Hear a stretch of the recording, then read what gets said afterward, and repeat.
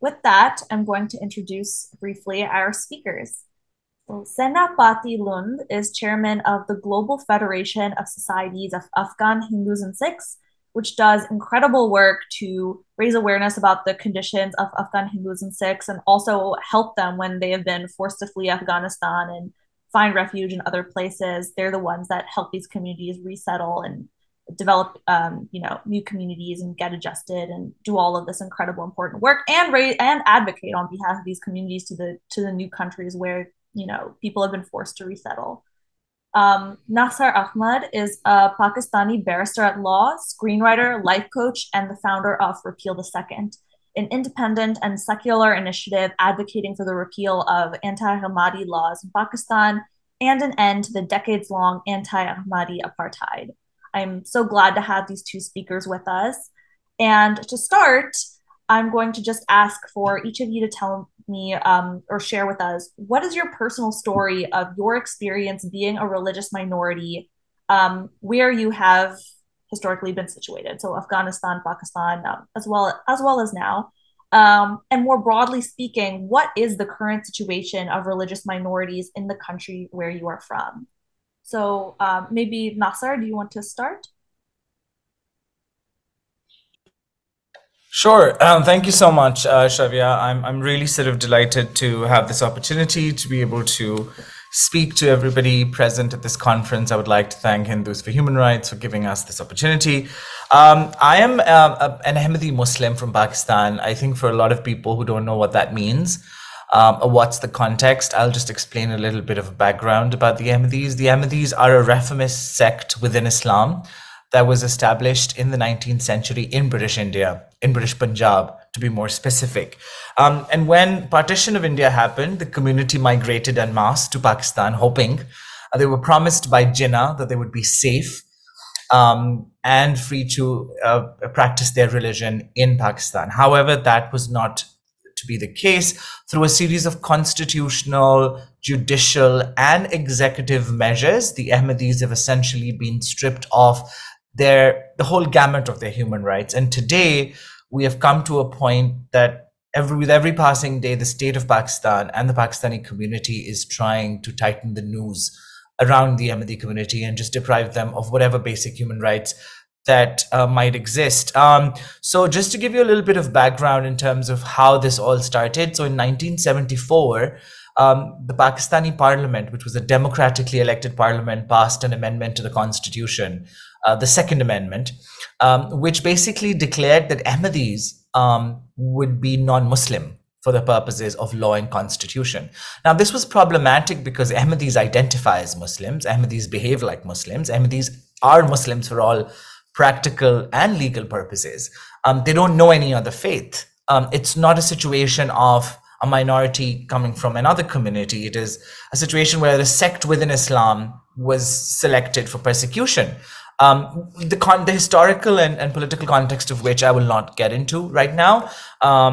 But this constitutional amendment was passed, and initially the idea was that Ahmadis will probably not be able to enjoy the same rights as Muslims do for the purposes of law. For instance, the prime minister had to be Muslim, so Ahmadis cannot probably be the prime minister, or the sort of other positions such as the president and the chief justice, so on and so forth, that are reserved for Muslims in Pakistan would not be available to them, and everything else would presumably remain the same. However, that was not the case. Just within 10 years in 1984, now a military dictator passed an executive law called the Anti-Ahmadiyya legislation, which basically went a step further and said, well, if they are non-Muslim for the purposes of law and constitution, how come they behave like Muslims in public? So the law was passed, which basically declared that Ahmadis cannot behave like Muslims. And I'll read out the text to you briefly. Article 295C of the Pakistan Penal Code was added by this amendment, which said, whoever by words, either spoken or written, or by visible representation, or by any imputation, innuendo, or insinuation, directly or indirectly, defiles the sacred name of the Holy Prophet, shall be punished with death or imprisonment for life, and shall also be liable to fine.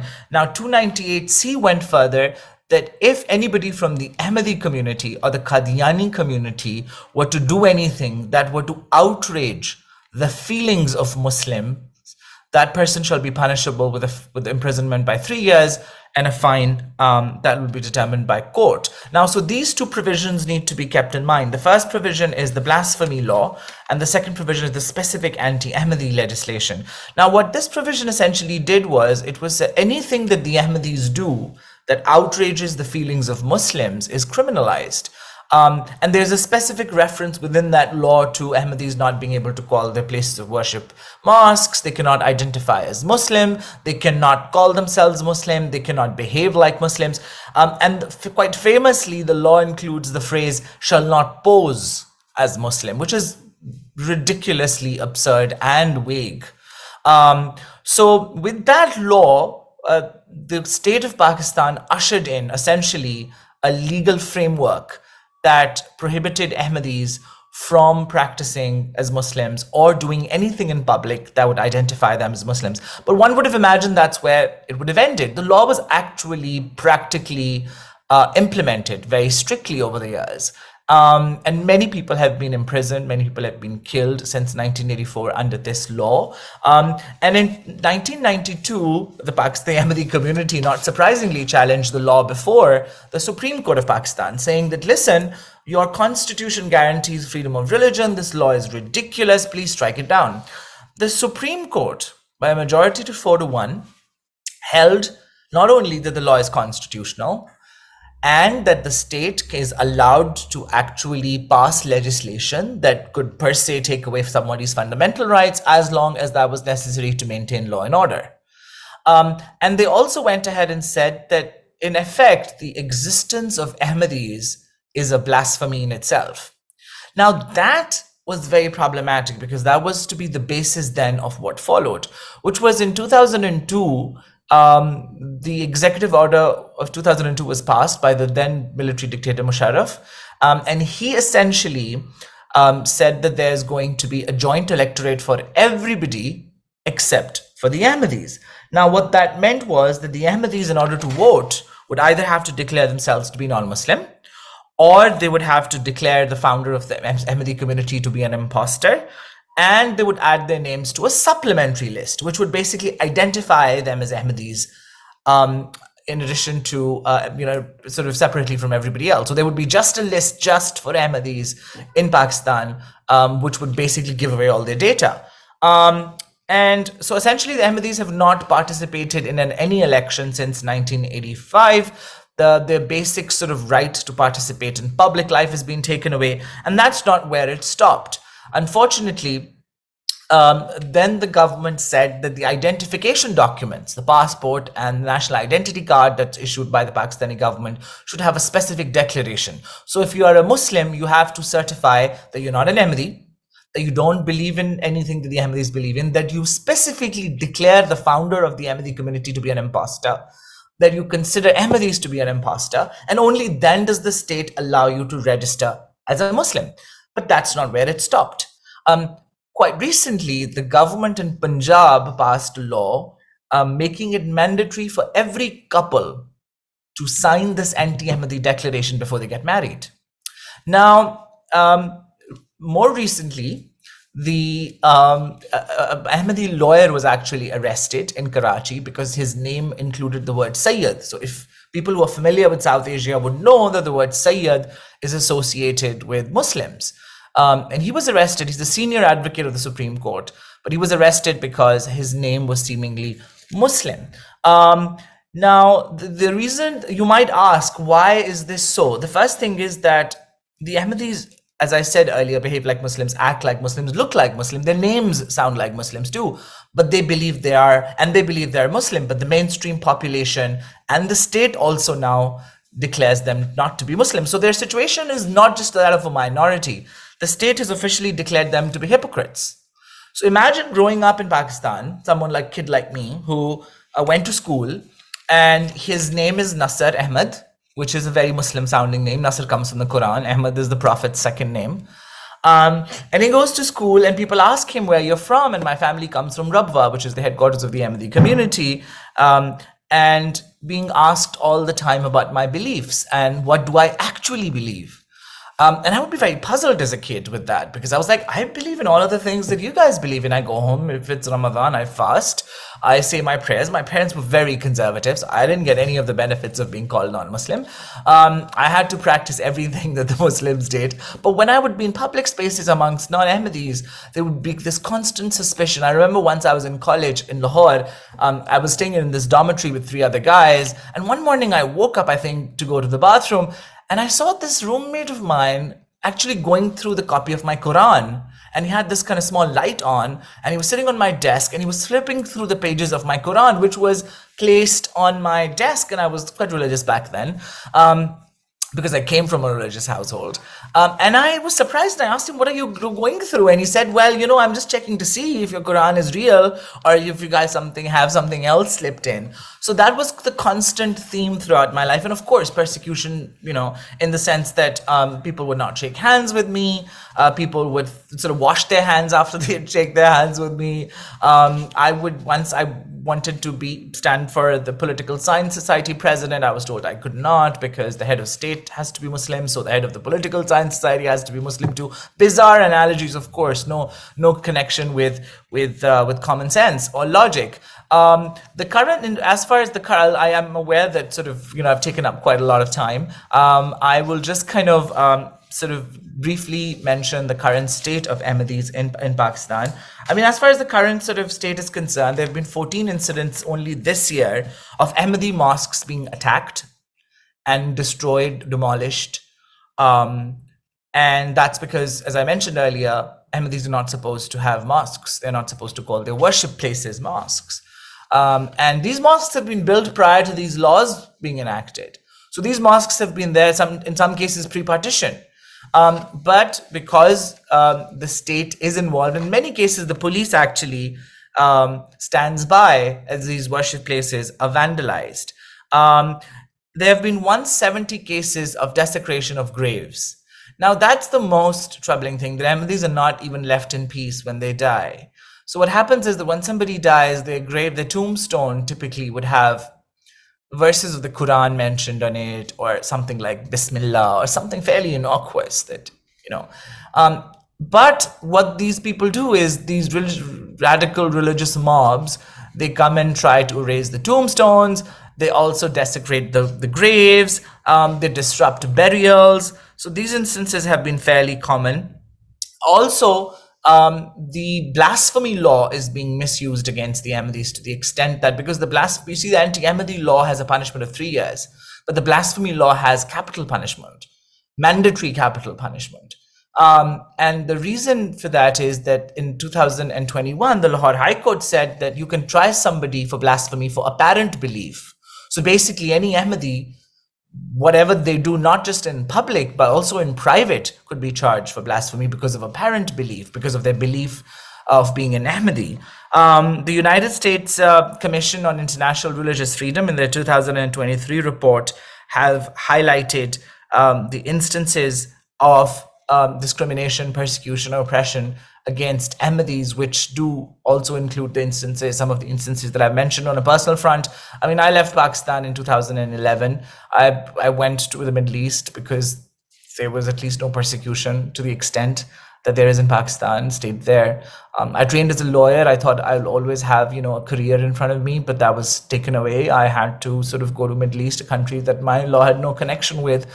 But we tried to rebuild a life, and and then of course the Middle East has its own issues. So I moved to the US, and I've been living in exile since 2019. My family is still in Pakistan, and my best friend, my childhood friend, has been in prison for the past 3 years for apparently being connected with somebody who was an admin of a WhatsApp group in which a copy of the Quran was shared. That's it, just that. So it's fairly ridiculous. The laws are bizarre. It's actually shocking that they exist in today's day and age. And I think what really is required is more awareness about these laws, about how bizarre they are and how ridiculous they are, and that they affect real people.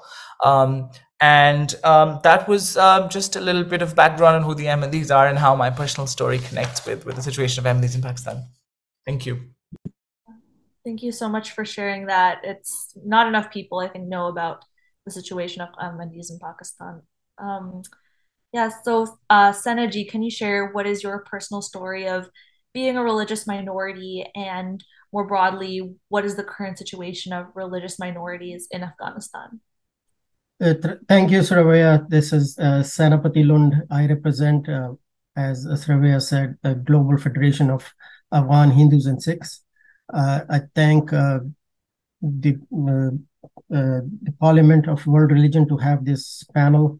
I think it is important to highlight on subjects like what Nasir just, highlighted.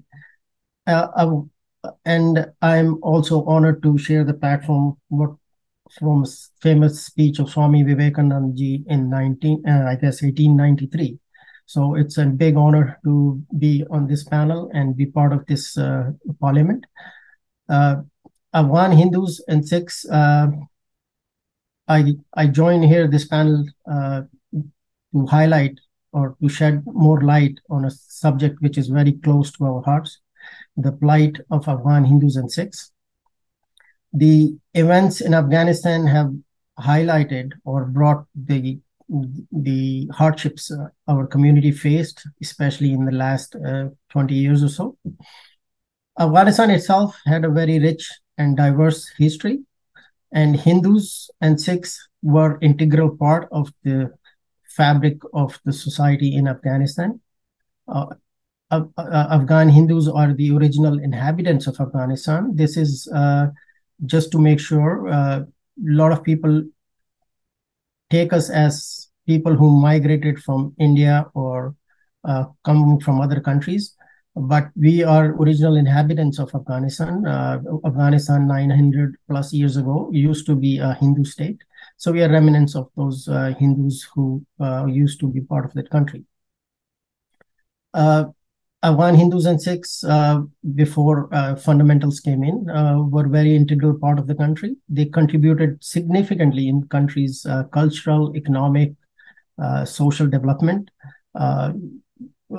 We were part of, being doctors, physicians, nurses, bankers, engineers, architects, and highly educated community. Which unfortunately, when the fundamentals came in, was turned around. The conflict was hit hard to Afghan Hindus and Sikhs who were targeted at various fronts. It's unfortunate that no Afghan Hindu and Sikh graduated from any Afghan school or college in last 30 years. And as I said earlier, we used to have all professional degrees, people with professional degrees from the university. And, other forms of harassment, either at schools and in shopping centers and malls, or in general life, forced the community to migrate to safer lands. In 1970s, the Afghan Hindu and Sikhs were closer to 100,000 in number throughout the Afghanistan. And now we are completely decimated. Our community stands to be around less than 50 people in whole of Afghanistan at the moment. It's very touchy subject to me. I get very emotional at this time because the cream of Afghan Hindus and Sikhs who were well off or who understood that it's not going to get normal were able to migrate out earlier in times, but the layman there and hope that the situation will get better, but it never got to where they were comfortable living. Taliban's government or fundamental Islam government, when it came in 90s, caused a huge migration out of Afghanistan due to the reasons I explained earlier. And then back again when the US left, whatever we had, the community was decimated. So, the challenges of what we face now are a displaced community, a community which cannot call their homeland as their country, because people in Afghanistan or the general population in Afghanistan do not consider us as Afghans. And when we go to India or go to other countries, we are considered as Afghans and not as Indians, and we cannot, we're basically sandwiched between, two different countries. Uh, Although we thank the government of India and the current administration for taking drastic measures to evacuate over 300 people in August of 2000, when it was needed in emergency, and they put the right measures in place to make sure the remaining community was safely evacuated. But the challenges remain for them to re-establish themselves in India as well. Uh, Growing up in Afghanistan as a child was we were kind of protected by our parents, and most of us went to the Indian school or the French school or the American school, because in 1960s and 70s, Afghanistan was as diverse as any other country. There were schools established by all Western countries there. Uh, but as we grew up, we saw the discrimination or the challenges our community faced. And, uh, you know, in schools, either, we were forced to go to, religious classes, which were against our religion. And if we would not go, we were punished. Or in general market, where uh, kids or adults were, called with various names.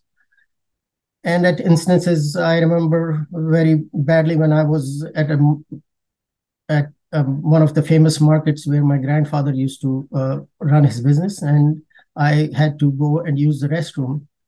And as I entered the restroom, and I was around 10 or 11 years old that time, I was called and forced out of the restroom and told me that, I cannot use the restroom because I was not a Muslim. And, for a 10-year-old or 11-year-old, it was devastating. I came crying back to my grandfather, and which he took care of my physical need at that time. But the torture remained in my mind throughout the years. The community, as I said, was mostly business oriented, well established. They controlled major part of the banking system.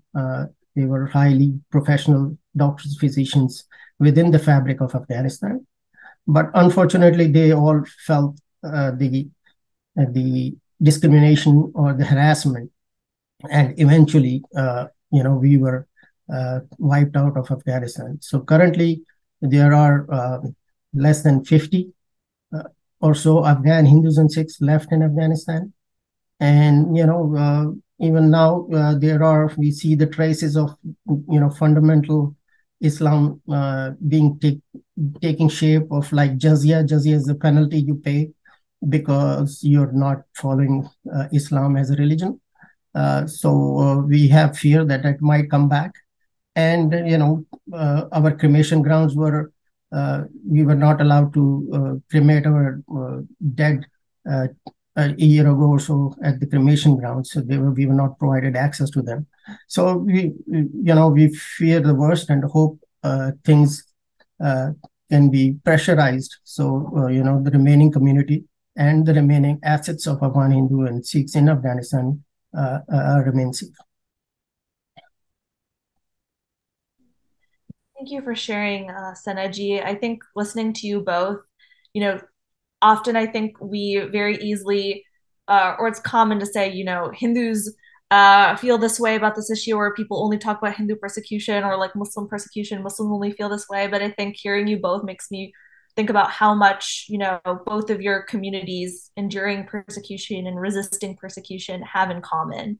Um, I guess, Senaji, so you talked about this a little bit, but what do you believe that Afghan Hindus and Sikhs want or need from the international community, particularly the United States and maybe India, since these are some of the big players?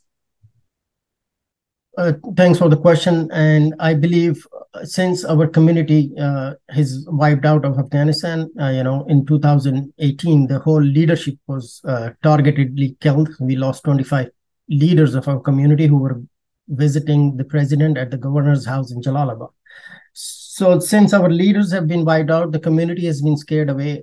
We need to find a kind of a liaison or a medium, and we look forward to both United States and India to act as our liaison or as our speakers or protectors of our rights in the current environment in Afghanistan.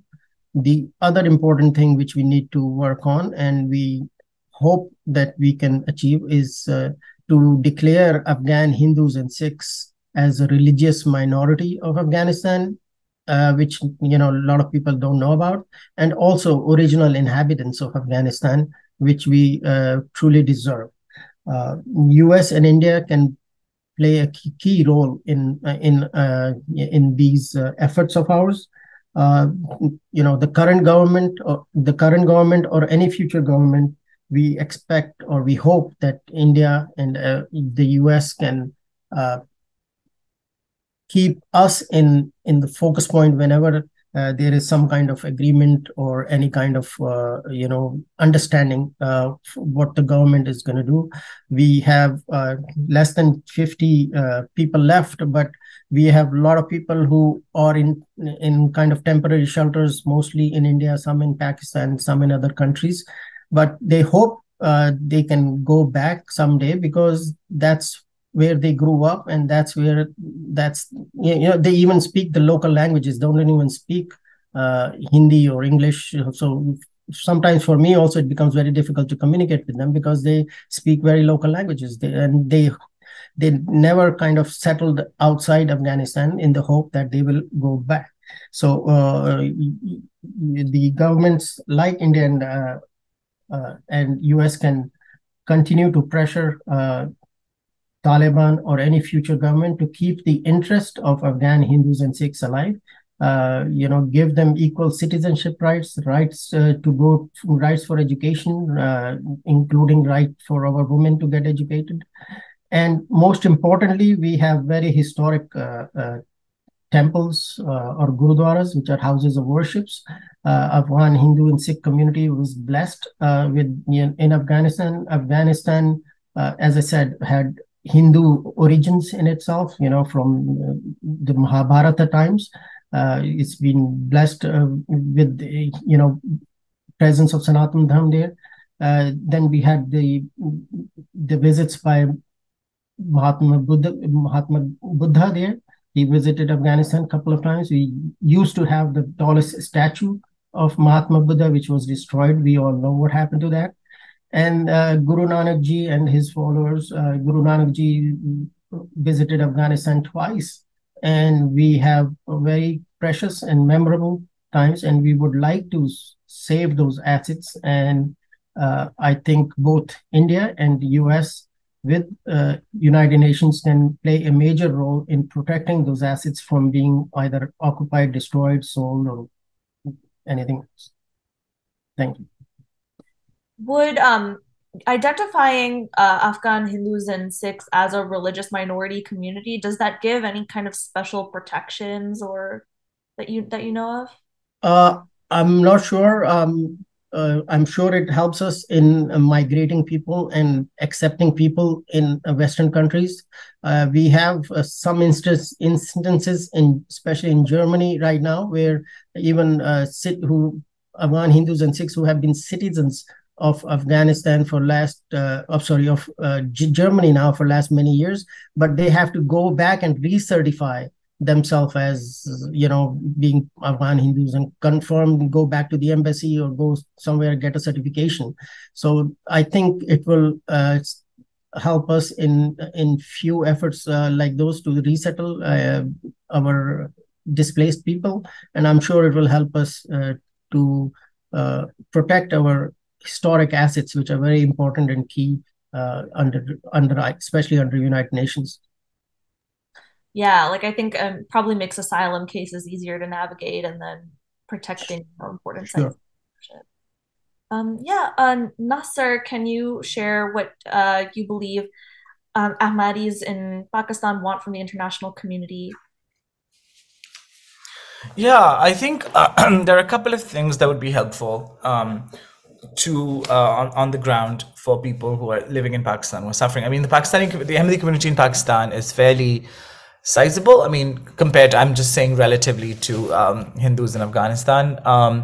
The Ahmadis are said to be anywhere between 200,000 to up to a million. In Pakistan, the estimates vary because a lot of times when the census happens, a lot of Ahmadis don't identify as Ahmadi because doing that means then that it comes on your passport, that you are sort of not eligible to certain government positions, and so on and so forth. So the actual number of Ahmadis is not known, but it is somewhere between 200,000 and a million. And I think what is happening right now is the Ahmadi community is concentrated mostly in one city, which is Rabwa, which is my hometown, which has essentially become like the Gaza Strip. It is a besieged town where any Ahmadi from outside of Pakistan, from within Pakistan, from outside of Rabwa, who cannot sort of stay in sort of non-Ahmadi communities, comes to seek refuge within the country. But the thing is, Rabwa does not have the infrastructure or the facilities to actually provide for a lot of people. There's no businesses there. There's no local sort of industry to take care of young people who want to earn a living, or the educational institutes that you need to educate everybody. So what is really required, I think, from the international community is a three-pronged approach. The first one is, I think, a short-term solution, which is, as Senaji mentioned, I think resettlement of a lot of minorities who flee the countries of persecution is not as easy. And in the case of Ahmadis, I think whilst they are recognized as a minority and there's enough sort of information out there to provide when Ahmadis apply for asylum in the US or in other Western countries, I think what is required is the United Nations declaring Ahmadis, UNHCR declaring Ahmadis an endangered community, the way they've done for Rohingyas in Burma, or for the Baha'is in Iran, or the Uyghurs in China. Because I think what's happening in Pakistan is that we are moving towards an Ahmadi genocide. It's imminent. I mean, recently, a Pakistani scholar raised concerns that the next steps from the Pakistani government could be perhaps to pass a law saying that Ahmadis should have a particular surname. In fact, there's a judgment of the Lahore High Court from 2020 which says that every Ahmadi should have the word Qadiani after their name so that they're easily identifiable, because Qadian is the Indian town where the community originated from. So I think there's also this concern that a law might be passed where every Ahmadi is required to dress in a certain way so they're easily identifiable. And jizya is also something that's been thrown around as something that Ahmadis should pay. Now, with that, what happens is that since Ahmadis are Muslim and identify as Muslim, it puts them in a very unique position. It's not that they can go to another country, go to India and be free. No, India would not guarantee them that freedom, given that the state of Muslims in India is problematic right now. So I think with that, what we need is that, yes, first of all, the United Nations and the UNHCR in particular has to be more proactive when it comes to Ahmadis, declare them an endangered community that will facilitate asylum cases for a lot of Ahmadis who have to flee Pakistan. I mean, nobody leaves home unless home is the mouth of a shark. That's not me, that's Worcestershire. But I think it's so apt because the pain of leaving your own homeland, as Senaji also mentioned, that's where you grow up. That's where everybody knows you. That's where you are the strongest. That's where you have context. You have a backstory. To be able to do that, there's no other pain in the world that's comparable to that. And having to give up your own homeland and never be able to go back to that country. But people who do take that step do it because safety, I guess, is the preeminent need. Survival is the primary purpose of human life. So I think we need more action from the United Nations and from Western governments, including the United States, to make sure that the situation of Ahmadis improves. The second thing is, I think, pressure on the Pakistani government. I mean, the thing with the Ahmadi community is that as I said earlier, I don't represent the community or its leadership. I'm an independent organization, but the community has taken a very pro-Pakistan position since 1947, which is understandable because they came to Pakistan wanting to be Pakistanis. But even after the persecution started, the community has never protested in public. There have been no instances of Ahmadis coming out on roads. There's no political resistance. There's no public narrative at all. The community has taken the position that love for our country is part of our faith, so we suffer in silence and God will come to our rescue. Now, that might be a good religious position to take for those who have faith, but for ordinary people who actually are suffering within those systems. And intersectionality is a big deal here. If you are LGBTQ Ahmadi, if you are a woman Ahmadi, if you are not very well off, if you are not very well educated, then you don't have the same opportunities. Imagine you being a poor lesbian woman from a village in Pakistan. Even if you come to the US and get asylum here, you'll have to learn the language. You'll have to get educated. The best for you would be you'd get the job at a 7-Eleven, or, America is the land of opportunities. You might sort of end up somewhere else. But imagine the journey, compare that to somebody who has a head start in life.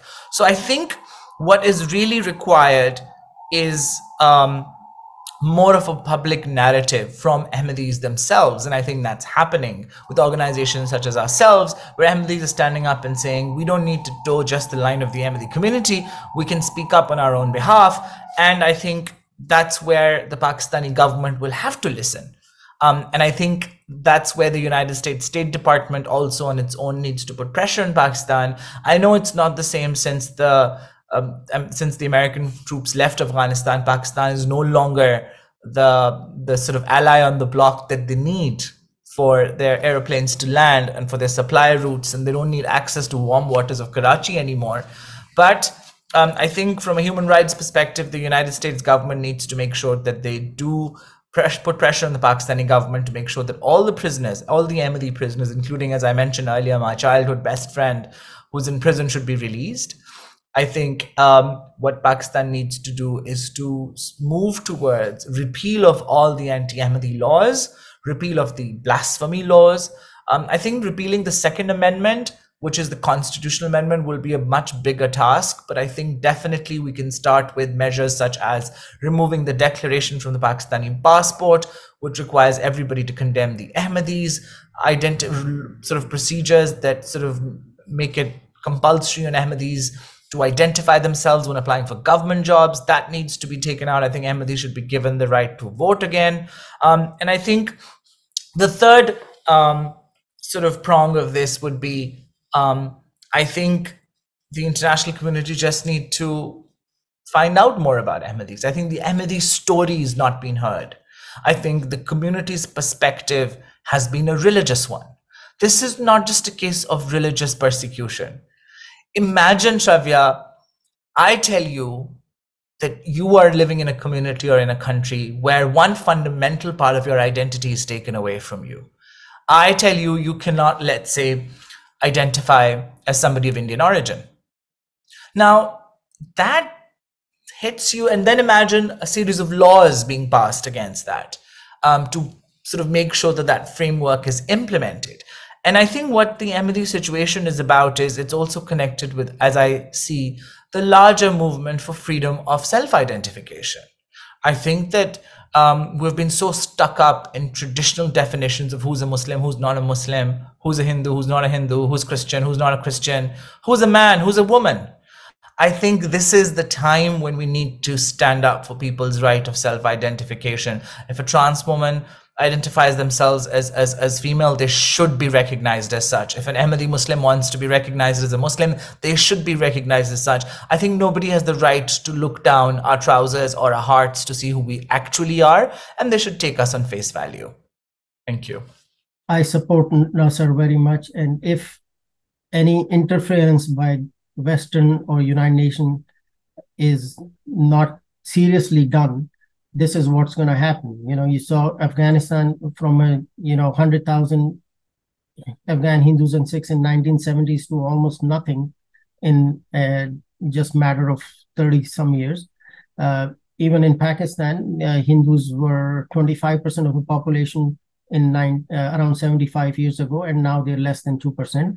And as Nasser said, if these threats are not taken care of now, tomorrow is too late. Yeah, it's really important that, genocides and ethnic cleansing, it doesn't just happen at one moment. There's always like a leading up with lots of laws and little policies that come and then add up to, you know, the worst case scenario. And so it's important to nip those things in the bud and resist now rather than wait for the worst to happen. Um, I guess so. What's interesting about the Ahmadi community is kind of this: the fact that they've, you know, stayed in Pakistan for such a long time, like despite this rampant persecution. And you know, like you said, there haven't been, you know, public displays of protest, and still they're still living in Pakistan and trying to survive the best that they can in Pakistan. Can you just go into more detail about what are the ways your community manages to survive and resist rampant persecution? Also, is there any kind of solidarity between the Ahmadi community and like other persecuted communities or, you know, religious minority communities like Christians and Hindus, other sects of Islam that might face some discrimination? Yeah, I think when it comes to methods of survival, Shavya, I think some of them I will not disclose because that might endanger the Ahmadis who are living on the ground. But I think largely speaking, broad brush strokes, I think the Ahmadis, as I mentioned earlier, there is a moral decision, right? Should you identify as an Ahmadi or should you just kind of hide your entire family history and say that you're a regular mainstream Muslim? So I think a lot of Ahmadis choose to go down that path, and I have no judgment against them because I think that survival is our primary purpose in life. And I think, unfortunately for a lot of us, and I think for them, if they feel that they can survive by sort of dissociating themselves with their Ahmadi identity, for others it's more difficult. For example, I come from my sort of 5 generations before me are Ahmadis. My family was part of the formation of the community, so I have nowhere to go. I can't. They will find out eventually. So I think for some people the option is to move abroad, as I did. You know, you just leave, and it's a very difficult decision, as I mentioned earlier. The other survival, I think, from a community perspective, what the community does, it's very well knit. It's closely tied together. So the community has a leader, who is based out of England. The community lives in exile. The community's leadership lives in exile in England, and the community is very tight knit. So what they've done is that they have managed to make sure that one person decides what the rest of the community does. The benefit of, I'm not going to go into the disadvantages of that and how that impacts the lives of those who are not very fortunate, but the benefit of that is that the community moves as one. So if the head of the community says from England, shut down your TVs, everybody will shut down their TVs. There's absolute devotion and obedience to the head of the Ahmadi community. And I think that has been a good survival strategy for the Ahmadis, because then when they're negotiating with the government or when they are interacting with international organizations, there's unity in the message that goes across. Also, the Ahmadis have been prominent, you know. So Pakistan's first foreign minister, Zafrullah Khan, was an Ahmadi, who then also became the president of the General Assembly of the United Nations and was also the president of the International Court of Justice, the only person who's held both these positions. Then Pakistan's first Nobel laureate, Abdus Salam, was an Ahmadi. So the Ahmadis are more educated, more urbanized in most cases. Not everybody, I think that's a stereotype.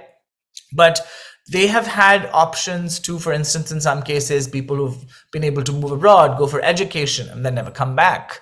And I think that in terms of sort of the community actually staying in touch, once the community's headquarters moved to England, I think what the community leadership did very smartly was in 1984, when Ziaul Haq was the military dictator and these anti-Ahmadi laws were passed, it was quite imminent that the head of the Ahmadi community would be arrested. So he escaped the country, and he was lucky in his escape. And since then, the community headquartered in England, and that has given them a base overseas, a mouthpiece to actually talk about Ahmadi rights. And I think the community is now spread all across the world through natural means, through preaching, and also through migration. And the community does use that international network to actually raise its voice, to also talk about the Ahmadi persecution. I know here in the US, there are a few prominent lawyers who are Ahmadi who sort of speak to members of Congress regularly and advocate for the Ahmadi cause. I think as far as solidarity between with other minorities can absolutely. I mean, yesterday in the Pakistani town of Jadawala near Faisalabad, Christian churches were burned down on alleged blasphemy allegations, which was horrific to see. It was heartbreaking. And the Ahmadi community did sort of express their solidarity quite vocally, quite categorically. And I think the Ahmadis have traditionally stood for a lot of the other minorities. I think the Ahmadis still think that we are like the stepson of the country, that we actually belong to the majority when we have been ostracized. They probably deep within don't identify as a minority in a sense. They are a forced minority. So I think the solidarity definitely exists in so much as that's what the need of the community is right now. But if the Ahmadis were in majority in Pakistan, they'd probably be doing the same to other minorities, unfortunately. And I think that's what my larger theme is, that there's no monster out there. I think no community, no religion is inherently evil. I think persecution is not the monopoly of one community. I think that exists within us. I think what we need to also realize is that the subcontinent or South Asia actually is suffering from what I call post-colonial trauma. And I think a lot of these issues as a result of us having not healed our wounds from partition. See, the British played up these communities against each other so well that we forgot that they were the real enemies, not each other. And when they left in such an abrupt manner. The partition happened, the wounds were deep, there was further trauma added to that of the killings of partition. And I think what I'm seeing, I think the minorities, and I think that's why this panel is so important and the work that you guys do is so important, is that the South Asian minorities are actually, I think we need to be working together so that we can amplify each other's voices, because I don't see liberation for Ahmadi Muslims unless there's liberation for Muslims in India. I don't see liberation for Ahmadi Muslims unless there's liberation for Hindus and Sikhs in Afghanistan or for Hindus in Bangladesh. And I think that's because the majoritarian rule in a lot of these countries, the need for the majority, you see, human rights are for minorities primarily, to protect them. But in all these countries, you're seeing majority groups being so hurt and being so insecure that they're trying to protect. Now, one should ask, who are you protecting when you're killing innocent Muslims in India? The majority is already 80%. You're a billion Hindus in that country. Why do you need protection from somebody who wants to eat something that you don't agree with? Similarly, in Pakistan, this minuscule community, who are you protecting by punishing them? So my question is, I think across South Asia, there's deep trauma left by the British, and we need to heal that collectively. And I think unless the wounds of partition are not healed, minority communities across South Asia would unfortunately continue to suffer. Thank you. Thank you. That's such an important point, is just the trauma of partition, how much it has affected, and we were actually going to have a Muslim speaker from India on this panel who was unable to make it. But one of the recurring themes, for example, when I talk to people who are have Hindu nationalist views in India, is they bring up the partition, they bring up what happened to their family members, and so often that happens also with like people who are in Pakistan who might have, for example, anti-Hindu views as they talk about the partition. And I think without like really constructive dialogue about what happened here, and also discussions about power and who has power, and how marginalization is really just a tool of obtaining power over other communities, and political power, like this kind of religious violence is going to continue to happen, unfortunately.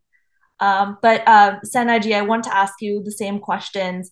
Obviously Afghan Hindus have kind of been forced almost unanimous or almost entirely to be from the country. But what are the ways that Afghan Hindus and Sikhs are managing to survive and resist, like whether it's that small community that's still at Afghanistan, or the communities that have had to flee, how they preserve their culture, traditions, and in what ways are you seeing solidarity building between Afghan Hindus and Sikhs and maybe other persecuted communities?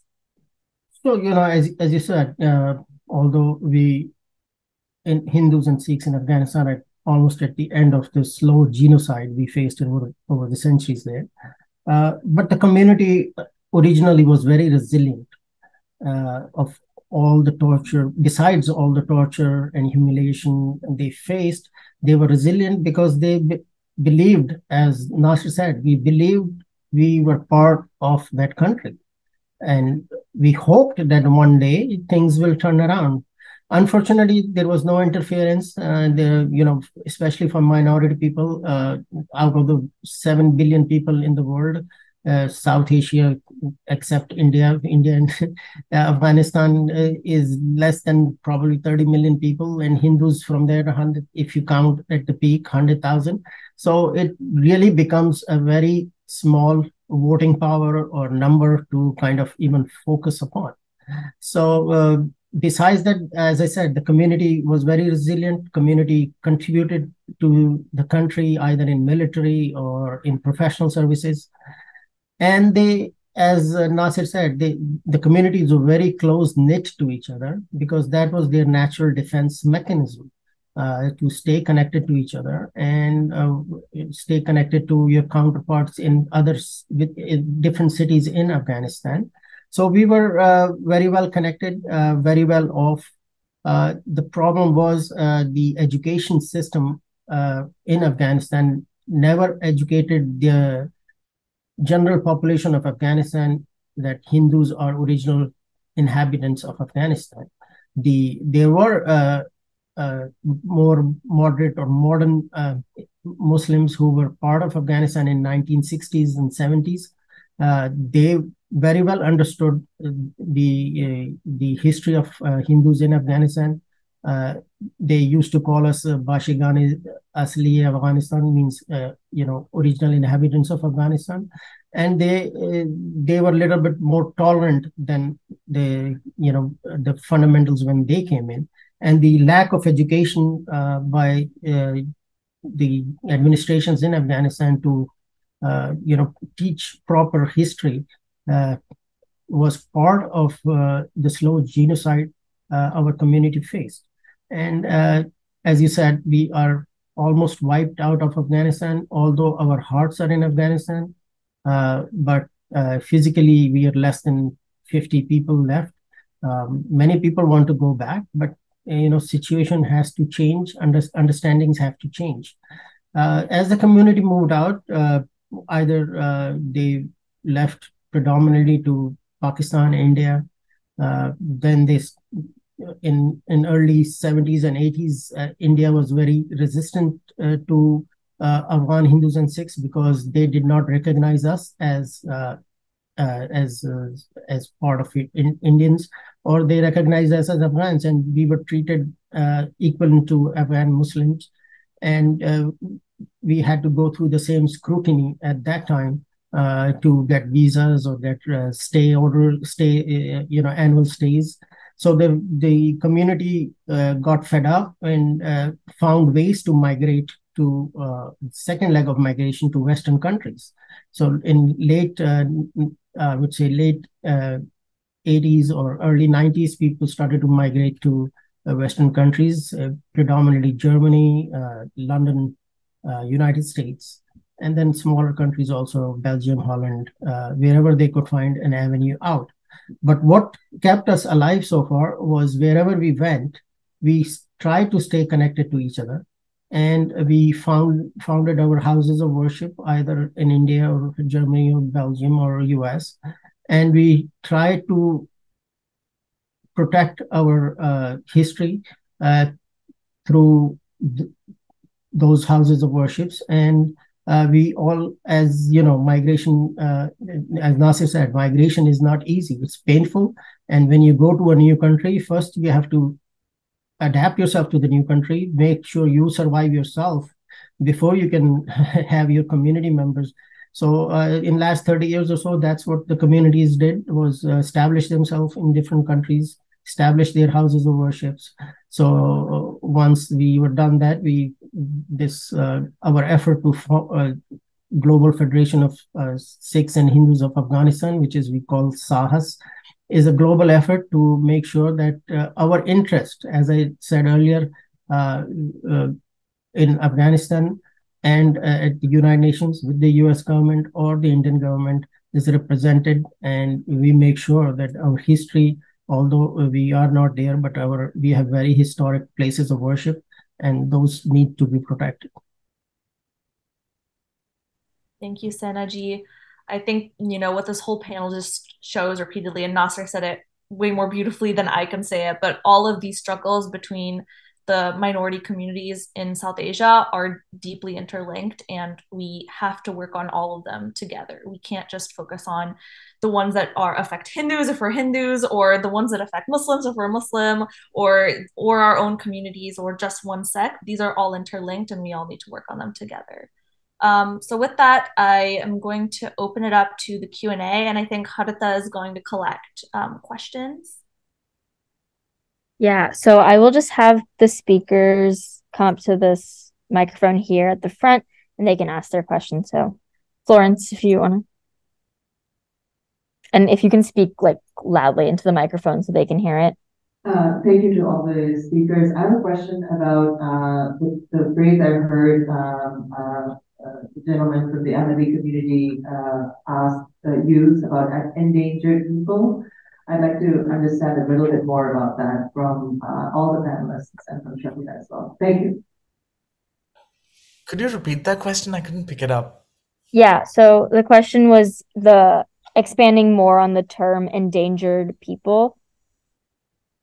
Yes, I think so. What the United Nations does is, and especially the UNHCR, which is the Organization for Refugees, focusing on refugees, is that it sort of issues these assessments and reports on different minority communities. And these reports are then issued and they're published on their website and they're shared with other international organizations. And a lot of countries, a lot of state departments or immigration and custom authorities rely on those statements and the assessments that the United Nations issues to grant asylums, for instance, or to actually look at the state of these minorities in the context of other situations. So I think what the UNHCR has in its own sort of, they have this categorization. They would, when they feel that a community is endangered, where the risk is very high, they're going to specify that in their public statements. And I think that translates in many cases into a more urgent call for action.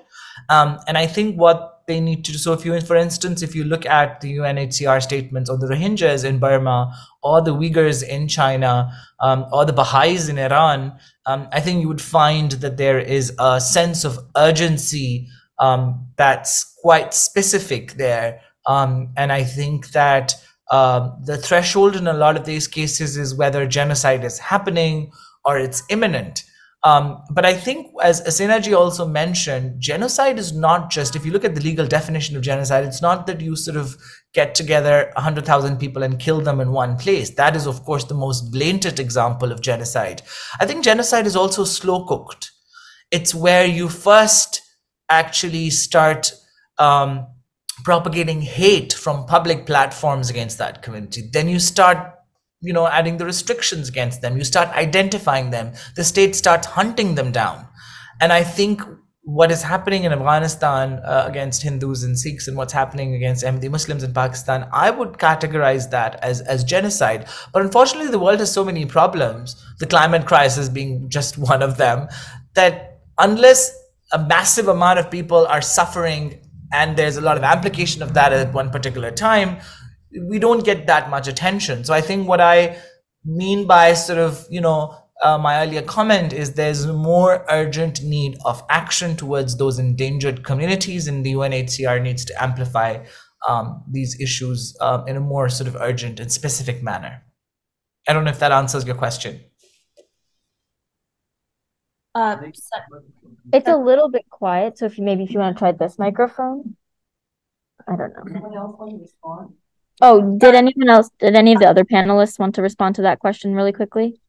No, I mean, I would back Nasser's comment. As the targeted population, especially in our two cases, is, as I said earlier, at the peak, Afghan Hindus and Sikhs were 100,000 people.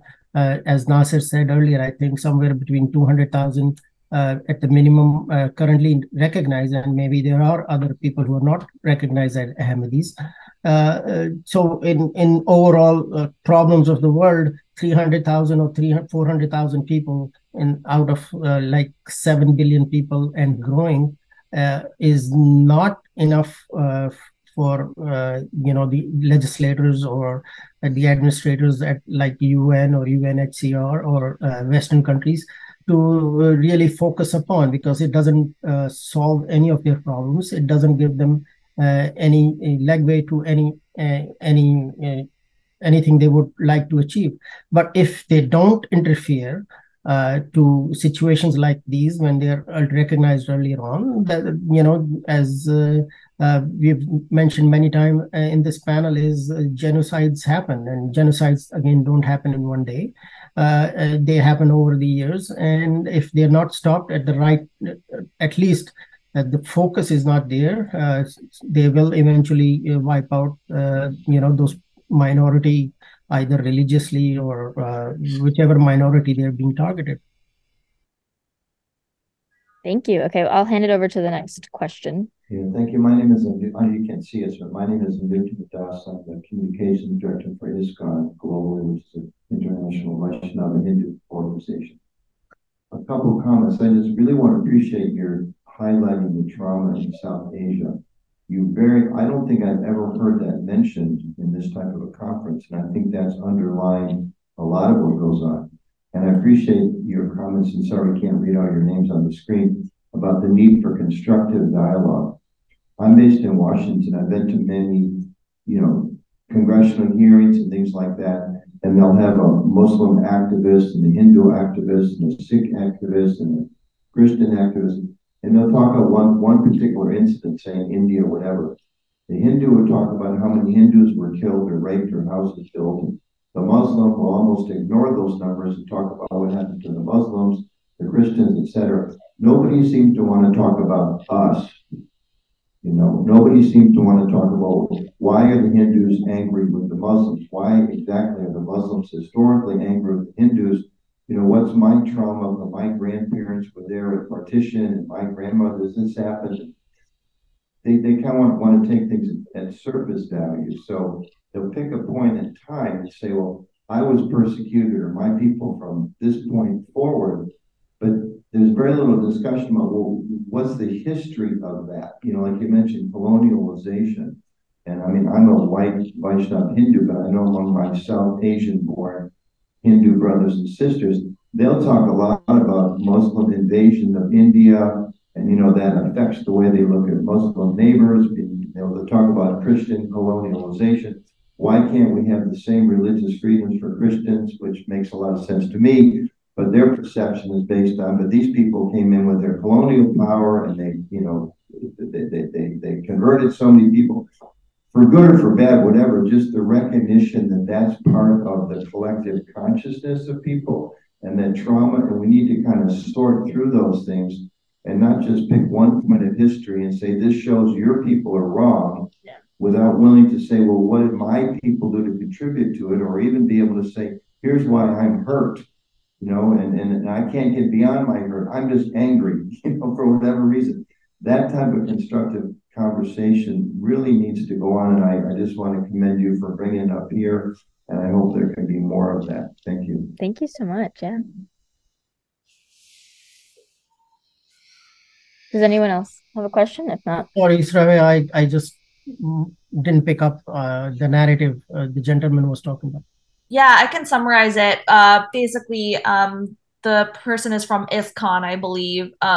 And he was talking about how he really appreciated the comments about sort of the impact of colonialism and partition on the trauma of the South Asian community and how that's affected, how much we sort of share in each other's narratives about persecution and how oftentimes when he sees panels, people are kind of just talking about their own community, but he really likes that you two were able to find a lot in common with each other and also have empathy for other persecuted communities in South Asia.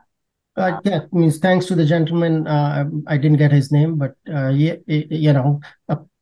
when you go through the pain, as Nasir said earlier, it hurts. And when you hear some other stories of no matter what religion, culture, or color you have through, when you hear the same pain, I think there is an automatic connection.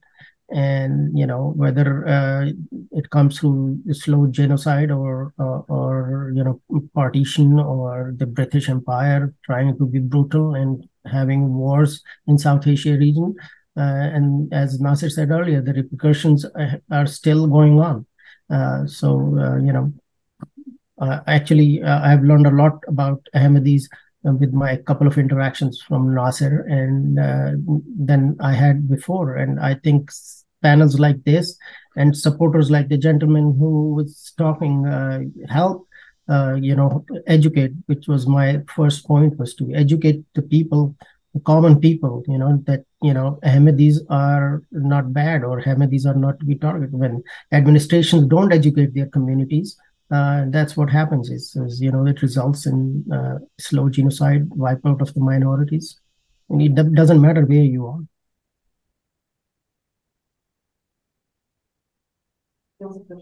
Oh, would you like to? There's one more question, or maybe more. We'll start with one here. Well, firstly, thanks to the panelists in sharing their views. This is in context of the second question which was asked of each panelist, which was about the asks they had. And here I have a comment and an ask. The comment is, as the hosts know this very well, the pragmatic realities of things is you do have to get very nuanced when there's an ask. Otherwise, things actually don't get done. They don't get done, period, but they may get done if there is more nuancing. So in that sense, I actually want to suggest to the panelists, please decouple SIX from some of these conversations, because the SIX situation is actually very, very different. I have worked on Afghan issue for the last 3 years in the realities of India, Pakistan, and Afghanistan. And the reason I say the SIX situation is a little bit different, there are 3 SIX left in Afghanistan. In Pakistan, since I have been going there 2006 to now, it's from 28,000 to 6,006 left in Pakistan. In India, because SIX also don't have a nation state, when 800 to 300 people now in the last 2 years who have come from Afghanistan, for example, they actually don't want to be in India. So working with Biden administration, working with Trudeau administration, working with Modi administration, they're actually stuck. So the first comment I'm making is, please do decouple in your asks as to what really is going on in the Sikh community and why the administrations, including the Biden administration, is refusing to do anything because of the other issues going on in the region. So now the question is, what I've noticed is that there are collaborators from the community itself, including the Sikh community, I'm specifically mentioning, who are part of the ongoing problems going on. And how are you guys dealing with, in your asks, in fact, how are you dealing with the collaborators from within the community? Because I think decolonization is, over escapism these days. It's been 75 years since the British left. When are we going to own up to, there have been 3 to 4 generations who've been living out of that. So yes, thank you. Can you say maybe your name and where you're from too? Sure. My name is Harinder Singh. I'm from Sikh Research Institute. I'm aware of the people on the panel and Hindus for Human Rights as a forum. I've interacted with sometimes as well. Okay, great. So just to re-summarize the question, I guess it's kind of looking, can you maybe talk a little bit about maybe if the Sikh community situation in your respective country is different, and also I guess, is there instances that you see of maybe collaboration between the persecuted community and the state kind of regime of oppression? I may not be summarizing that correctly, but yeah, if either of you want to respond to that. Do you want to re-summarize? Yeah.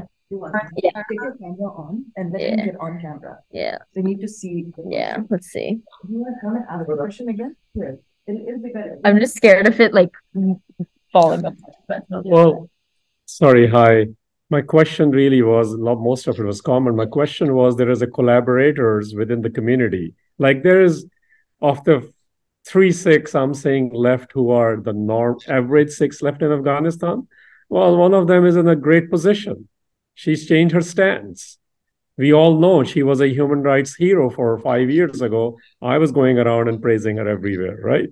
The point is there are collaborators from the community which is being persecuted everywhere. And how are you nuancing and dealing with that instead of, because this is not about education. I fully get what's being said about education. We must continue in our own ways. And I was asking that Sikh community be decoupled from some of these situations, because eventually Sikh community actually raise its own money, whatever someone might be saying, to even bring people to from Afghanistan in case of Afghanistan Sikhs, and they're not happy there. I mean, we work with that situation all the time. But what I'm saying is, how are you guys dealing with the collaborators within the community who are not allowing certain pragmatic realities and progress to come in? Collaborators with the persecuting regime. That's right. Yes. Okay. Yes, so I'm not sure if I get to the context of the gentleman here, but historically, Afghan Hindus and Sikhs were very kind of intermingled. The distinction between Afghan Hindus and Sikhs is not as, I shouldn't say common, but as prevalent in India. The Afghan Hindus and Sikhs probably have worked together either as families or businesses or even as communities, and we don't see any distinguished factor between to the reason to decouple ourselves from our uncles and aunts the most of the time. And I agree there might be some collaborators or some organizations who have benefited out of the situation Afghan Hindus and Sikhs have faced. And they have actually raised a lot of money. I hope that money was spent wisely, but we cannot, have any proof, or we don't know how that money was spent. But yes, the situation was exploited by many organizations. Again, as I said earlier in my remarks, I thank the current government who was very pragmatic to understand the situation. Current government in India to be very pragmatic, who understood the situation and who provided the resources necessary to evacuate the stranded Afghan Hindus and Sikhs, and also some of our religious textbooks and scriptures, which were as important as anything else. Going forward, we try to fight for our cause together.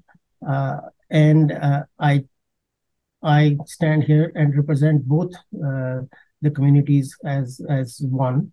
And I look forward to the gentleman Harinder Ji, or any other community member who have helped or are willing to help Afghan Hindus or Sikhs, or only Sikhs, Afghan Sikhs, going forward, to help them resettle and migrate to other countries wherever they want to, and also help us protect the crucial assets left behind. So thank you, Harinder. Can I just add to that? And I think you raised three very important points, Harinderji. The first thing is, I think, yes, absolutely, the situation of Sikhs is very specific. I think it's not the same as Muslim minorities in India or Hindu minorities elsewhere, because Pakistan is a predominantly Muslim country. India is perceived as a predominantly Hindu country. And I think that the situation of Sikhs definitely needs to be appreciated. I think specifically also, every community has its own nuance. I think when you talk about collaborators who actually collaborate with the people who are persecuting them, that is very unfortunate and that hurts a lot. But I think what is very important, what I've realized, is that this is the story of everybody to tell. I don't think we should. I think there is a tendency amongst human rights organizations and workers to create cults around people. If we have one human rights advocate who's doing a lot of good work, we put them up on a pedestal and make them to be godlike. But I think that's where we cannot outsource human rights work to one person or one organization. I think persecuted communities and members of unfortunately, this is our cross to bear. We'd have to speak everybody has to speak their own truth. And I think that's how we deal with collaborators. You're absolutely right. And those collaborators, are in every community. They actually jump ship and make it difficult for you, because then the messaging that's going out is conflicting. So the 3 Sikhs that you mentioned, out of one of them who was a human rights activist is now jumped ship. I hope that the other 2 Sikh people are able, have a voice, they are safe enough to be able to speak about their story. And I think you don't need to be a human rights activist to talk about. I think what you need to do is to be able to speak your own story. What does it mean to you to be from that particular community in the setting that you're in? And the third thing that Harinderji said about decolonization, it's been 75 years. I absolutely agree. I think we cannot absolve ourselves from responsibility. We can't just put everything on the British, because that'll just be a lazy thing to do. That will be a conspiracy theory. I think what I'm talking about is that, yes, it's like if a car hits me and goes away, I can look after the car also and identify the nameplate and make sure that I sue them later. But for the first thing I need to do is to pick myself up. And I think the picking myself up involves a lot of healing work that us South Asians need to do together. And I think a lot of the trauma that the Sikh community is facing, for instance, in Pakistan and in India, has to do with the way partition happened. That's how Punjab was. I come from the Pakistani side of Punjab. My family was living in Indian Punjab. They moved over. There's horror stories all everywhere around. And I think there has not been enough discussions of sitting around the table and talking about the pain that we all carry within us from that partition. And I think that that's what I meant by, and of course we have to put it in the context of colonization. There was an enemy that we all were supposed to fight against, but that enemy did divide and conquer, literally. So I think those are very important points that you have raised, and those are the 2 cents of mine that I just wanted to add there. Okay, well, I think that that wraps up is that all the questions, Haritha? Yeah, I think so. Yeah. Yes, I think so. Okay, well, thank you both so much for being on this panel, and we ended pretty much on time. But this has been such an important and very deep conversation with some really great questions. So I really appreciate you both being here. And thank you, Haritha, to holding the fort and getting the questions. Yes, thank you, Shravya. Thank you, Haritha. This was fantastic. Thank you, Senaji. It was a pleasure. Same here, Nasir. Thank you, Shravya, and thank you, Haritha, for putting this together. And hopefully we can put some work together behind these conversations we had. And I'm available, anytime for the right cause. Thank you. Thank you. Wish you a speedy recovery, Shravya. Good luck for the weekend. Bye-bye. Bye. Bye.